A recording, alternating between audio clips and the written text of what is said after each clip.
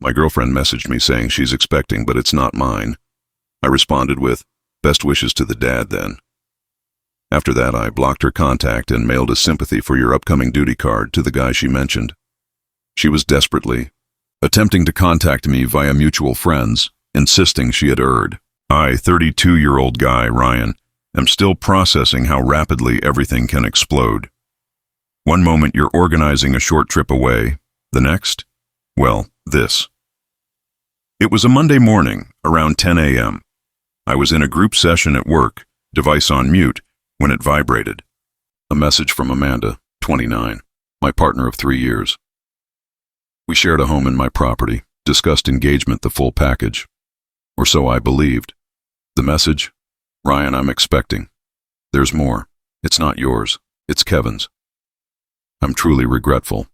We must discuss. Kevin, her colleague she'd been putting in many additional hours with recently. I'd sensed something off.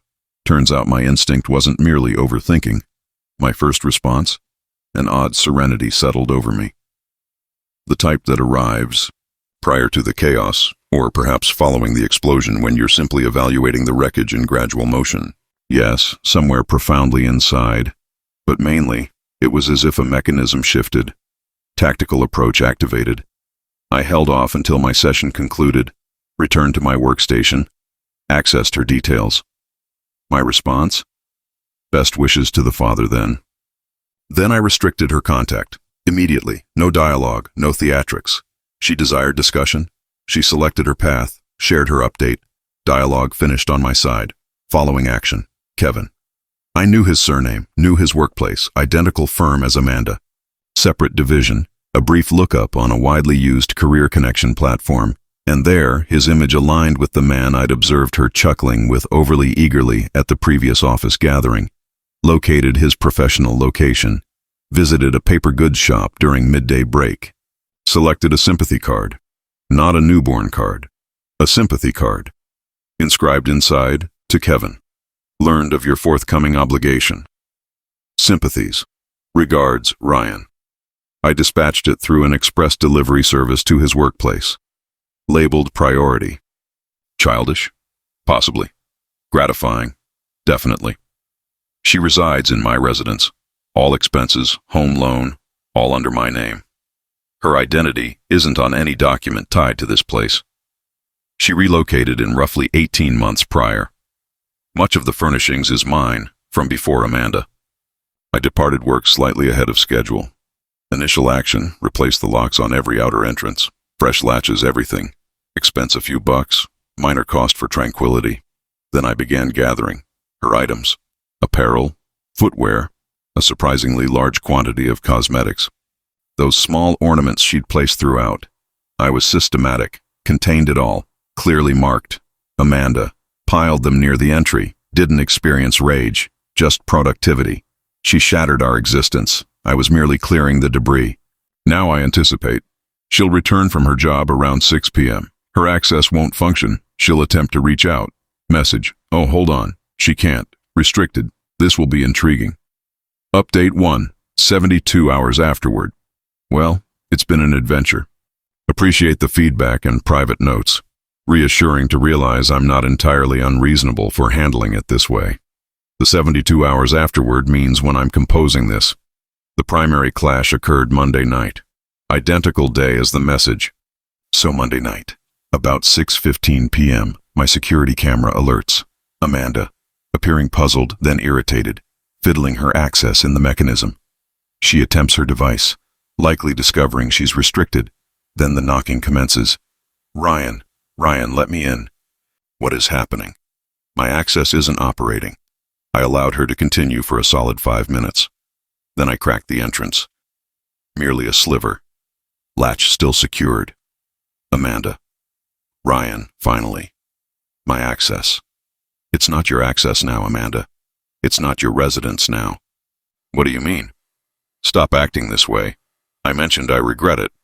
It was an error. An error? Becoming expecting by another guy is an error? Curious wording. Your possessions are contained near the entrance. I recommend you organize for somebody to retrieve them. Her complexion drained, then flushed. The self-importance began to emerge. You cannot simply evict me. I reside here. I possess entitlements. Me. In fact, you don't. Your identity isn't on the home loan, the agreement, or any service invoice. You were a visitor, and your visit has ended. The mechanisms are replaced. Then her device rang. She peeked at it. A fresh surge of alarm. Likely Kevin. Excellent. My message reached. Amanda. Kevin just contacted me. Panicking. What did you do? His co-workers are staring oddly. That delivery just arrived about an hour back. Me. Simply forwarded my best wishes to the joyful parent-to-be through delivery. Appeared suitable for a pressing issue. You're a jerk, Ryan. This isn't just, I committed an error, all right? A massive one. I was mixed up. I still care for you. Me. Care? Is that your term for it? Your meaning is adaptable. You must organize to collect your items. Forward me a message with a schedule. You'll receive a 30-minute slot. She began weeping then. Genuine drops. Or theatrical. Who knows? Who cares? Amanda, where am I expected to go? I lack options. I think Kevin has some fresh duties. Maybe he can help. Shut the entrance.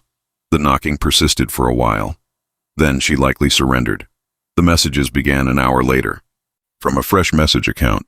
Initially remorseful. I erred. I realize. I'm extremely regretful. Can we kindly converse? Then insistent. You are indebted to me. I enhanced that residence. I invested effort into it. She selected a fresh bath drape once. And a pod organizer. Motivating. Restricted the fresh message. Then her closest pal, Melissa, began. Communications. Melissa. Ryan. Amanda is devastated. You cannot merely discard her onto the road. She's expecting. Her state isn't my duty, Melissa. She selected choices. She committed an error. She cares for you. Kevin was a brief lapse. You two were so solid. Evidently not solid enough. Her items are prepared for retrieval. You're being harsh. She requires your assistance. She requires reaching the parent of her child for assistance. My participation is finished. Restricted Melissa, now her mother. Carol has begun leaving recordings on my professional line, which I'm ignoring, simply allowing them to record. Ryan, this doesn't resemble you. Amanda is crushed. She's expecting goodness. You must display some empathy. She requires her items, and she requires a spot to remain until she sorts things. You cannot be this detached. The self-importance is incredible. They all appear to assume I'm simply expected to. What? Tolerate? It? Nurture another man's offspring because she erred? The nerve. She messaged me from yet another fresh account. Tenacious.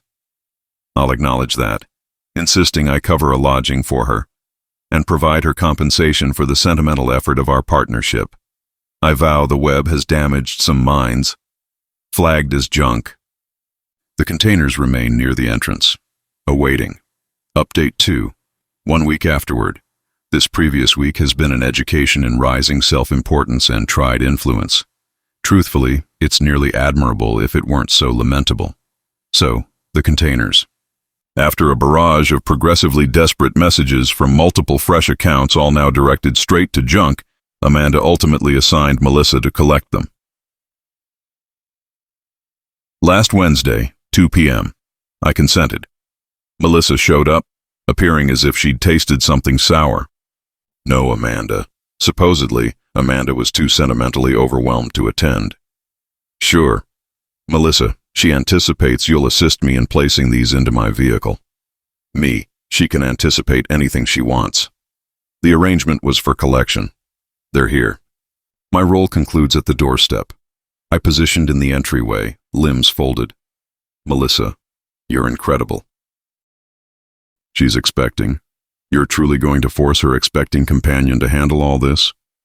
Her state and selection of mover isn't my issue. The containers are prepared. Melissa grumbled and exaggerated, creating a spectacle of how weighty some containers were. Required her 3 journeys. On her departure the final time, she paused. You know, she truly believed you two were eternal. Kevin was a foolish error. She planned to inform you of the expectation and attempt to, I suppose, present it off. Me? Present it off? As mine? Advanced level? My tone was even. Any remaining uncertainty about acting correctly just vanished. Well, yes, she was afraid. She cares for you. No, she cares for the security I offered. There's a distinction. Farewell, Melissa. Restricted Melissa's contact again after she departed, in case. Then arrived the monetary assault. Friday, I receive a contact from my financial institution's security team. Atypical actions on a payment card. A card Amanda was a secondary user on. One I'd totally overlooked because we seldom utilized it. It was for crises only. It hit me she always carried that specific card in her purse for emergencies, which she would have possessed when she departed for her job Monday. She must have recalled it during the turmoil. She'd attempted to reserve a suite at an upscale central lodging for a week, exhausted it, then attempted to acquire a $2,500 luxury purse digitally. The institution rejected it and alerted the profile. I verified the activities were unauthorized, that she was no longer permitted. Card terminated. Profile secured. Avoided a problem there. Minor aspect, but it reveals the attitude. She's not merely seeking a temporary spot. She's attempting to sustain a way of life. The sympathy card fallout. Learned via connections. A past shared contact who sensibly remains impartial. That Kevin is enraged. Not only at Amanda, but at the open, or at minimum workplace-wide aspect of the revelation. Evidently he's wedded. Painful. Amanda neglected to note that minor fact. So she wasn't merely being unfaithful to me. She was additionally the side partner. The levels, wow. The message evidently triggered a huge disruption in his world. His spouse discovered. It's chaos. Not my chaos, however. Amanda's mother, Carol, has now intensified to departing me emotional recordings and dispatching certified mail to my residence insisting I act properly and offer monetary aid for Amanda during her period of difficulty. The mail are packed with blame about the years Amanda devoted to me and how I'm deserting her and an blameless kid. She suitably disregards whose kid it is. I'm gathering these mail, sealed, for my attorney if required. The most recent underhanded move. Yesterday, I received a stop-by from 2 law enforcement personnel. Amanda had submitted a complaint asserting I'd taken her belongings, particularly a premium portable computer and some accessories she asserted were ancestral treasures. I serenely welcomed them inside. Displayed the containers Melissa had collected. Captured images of them prior to Melissa's arrival, fortunately. Described the circumstances. She was unfaithful. Became expecting by another guy. I terminated the partnership, replaced the mechanisms on my residence, and contained her possessions. For the computer, I possessed the proof of purchase. Acquired 2 years prior to meeting Amanda. My identity, my payment method. Regarding the accessories, I informed them I contained all I observed. If there were treasures, she ought to have. Safeguarded them better or retrieved them when she chose to destroy our lives. The personnel were courteous, but obviously viewed this as a chaotic separation, not a robbery. They recorded my account, appeared skeptical of her assertions, and departed. Fairly certain Amanda hoped they'd compel me to permit her return or provide her funds to resolve it. This isn't regarding a basic error anymore. This is a deliberate effort of self-importance and tried coercion, backed by her supporters. They truly think I'm required to resolve the disorder she created with another guy. My determination is merely strengthening. This isn't solely about the disloyalty anymore. It's about declining to be intimidated. Final update, 2 months afterward. It's been slightly over 2 months since D-Day, Destruction Day, as I now term it. The particles have largely settled, and I decided it was moment for a closing section. The law enforcement stop was Amanda's final genuine effort to directly compel me. After the personnel departed unimpressed, I had my attorney prepare a strongly worded stop and desist correspondence. It detailed her assertions, my proofs of purchase, images of the containers, sequence of the separation, and cautioned that any additional pestering, untrue assertions, or efforts to reach me or harm my standing would lead to prompt lawful measures for slander and pestering, including pursuing expenses. We dispatched it to Amanda, copied to her mother Carol, and to Melissa to be thorough. The immediate pestering from Amanda and Melissa halted nearly instantly. Wonderful, precious quiet from that side. The payment card attempt was a hidden advantage. It was obvious proof of tried deception, which my attorney also referenced in the correspondence as an indicator of her nature. What occurred with Amanda and Kevin? From what I've assembled from a few informants, individuals who know individuals, you understand the process. It's a disaster zone. Kevin's spouse naturally expelled him. His professional path is supposedly also suffering due to the workplace controversy. No one appreciates that sort of turmoil. He's supposedly faulting Amanda for all, asserting she deceived him, which honestly she likely did, similar to how she deceived me. He's not precisely advancing to be an attentive parent to be. Shocking. Last I learned, he's resisting any economic duty, requiring verification tests, everything. So much for their passionate fling. Amanda, based on these rumors, is in ruins. After Melissa couldn't accommodate her permanently, evidently Amanda was a difficult visitor, anticipating full service while offering nothing. Not surprised, and Carol understood I wasn't going to provide any money. Amanda had to relocate back with her folks. She's supposedly profoundly dissatisfied, faulting me, faulting Kevin, faulting everyone for her circumstances. No introspection. The self-importance is fixed. Her mother, Carol, nevertheless attempted one final desperate foolish action a few weeks back, regardless of being copied on the CND. She contacted my workplace, bypassed the front desk by pretending to be from my institution, and then started a weepy plea when I answered. Ryan, she's experiencing a tough expectation. Kevin is acting terribly. She's down.